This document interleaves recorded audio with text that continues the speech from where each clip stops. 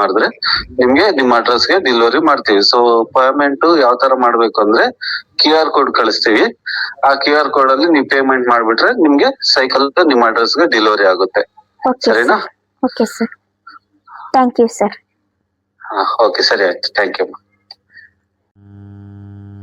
Payment ಆಗೋಗಿದೆ, half an ಅವರ್ಗೆ cycle ಬರುತ್ತೆ.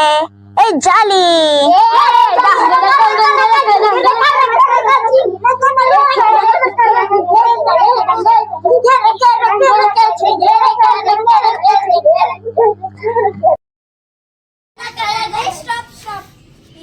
ಸೈಕಲ್ ಬರೋ ಗಂಟೆ ಏನ್ರ ಮಾಡೋಣ.